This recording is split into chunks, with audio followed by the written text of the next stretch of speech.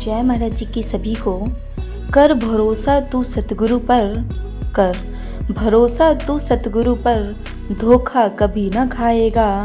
हर विपदा में सतगुरु तेरे घर सबसे पहले आएगा। हर विपदा में सतगुरु तेरे घर सबसे पहले आएगा। आज का विशेष अनुभव है, सतगुरु मैं तेरी पतंग हवा विच उड़दी जावंगी। सतगुरु मैं तेरी पतंग हवा विच उड़दी जावंगी। ऊपर लिखे टाइटल को पढ़कर आपको यह तो पता चल ही गया होगा कि इस अनुभव में शिष्य पतंग है और उसकी डोर उसके सतगुरु के हाथों में है। चलिए अब मैं आपको अपना दिव्य अनुभव विस्तार से बताती हूँ। संडे का दिन था। उस रविवार को वेबकास्ट आने वाला सत्संग नहीं आना था।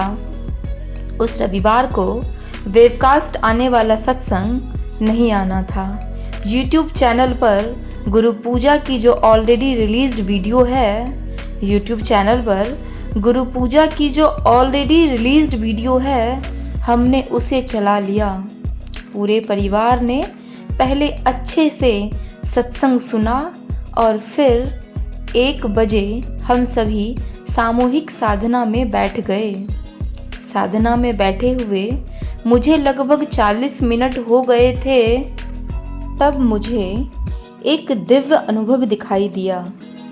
आप में से जो भी लोग नूरमहल आश्रम गए हैं, वे सभी जानते हैं कि महाराज जी अधिकतर संगत से मिलने या तो छत पर आ जाते थे और प्रसाद लुटाते थे, या फिर झूले वाली छत पर आकर अपने झूले पर विराजमान हो जाते थे। दिव्य अनुभव में मुझे महाराज जी का वही झूला दिखाई दिया। उसी समय उनके कक्ष का द्वार खुल गया और पिंक कलर के वस्त्र पहने अपनी मस्ती वाली चाल चलते हुए वे अपनी छत पर आ गए। जैसे ही वे छत पर पहुँचे तो देखा आज उनके हाथों में फल नहीं बल्कि पतंग थी। एक बड़ी सी पतंग, चरखी और चरखी पे लिपटा माझा। महाराज जी के आसपास 11-12 साल के कुछ बच्चे भी खड़े थे। अब बारी थी पतंग उड़ाने की। आज तो मानो पतंग का भी भाग जग गया था। अभी तो महाराज जी ने पतंग को उड़ाना आरंभ ही किया था कि पतंग अनंत ऊंचाइयों को छूने लगी। ऐसा लगा पतंग भी सतगुरु भगवान के हाथ में आकर इठला रही है। इसके बाद महाराज जी ने एक बच्चे को बुलाया और डोर की चरखी को उसके हाथों में पकड़ा दिया। अगले ही क्षण गुरु महाराज जी ने अपने हाथों से डोर को छोड़ दिया और एक किनारे पर खड़े होकर अपनी पतंग को देखने लगे। पतंग अभी ऊंचाइयों पर ही थी। तभी महाराज जी ने कहीं से दूरबीन निकाले और अब उससे अपनी पतंग को निहारने लगे। पतंग को ऊंचा उड़ते देख सबसे अधिक प्रसन्न गुरु महाराज जी ही थे।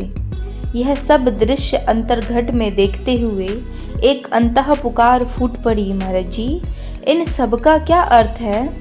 आप मुझे क्या समझाना चाहते हैं? अंतः प्रेरणा हुई।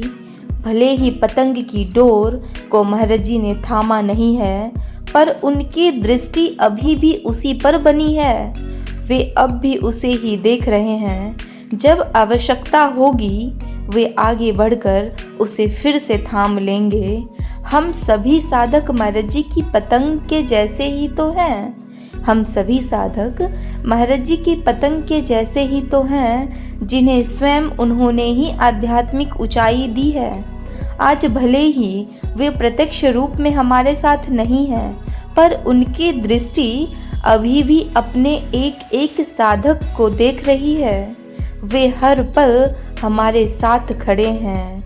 वे हर पल हमारे साथ ही खड़े हैं। सही समय आने पर वे प्रत्यक्ष भी हो जाएंगे। सही समय आने पर वे प्रत्यक्ष भी हो ही जाएंगे। कितना सुंदर अनुभव है।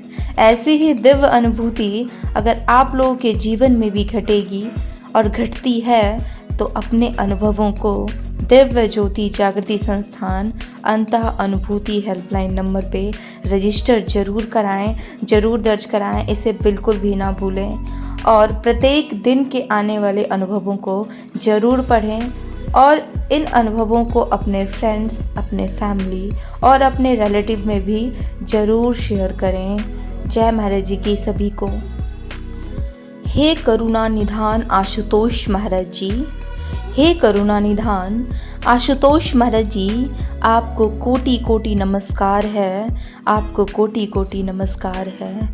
हम भटके ना कभी अंधेरों में, हम भटके ना कभी अंधेरों में, रोशन कर दो प्रभु जीवन को। है ज्ञान के सूर्य उदित होकर, हे ज्ञान के सूर्य उदित होकर, मार्ग दिखाओ इस मन को।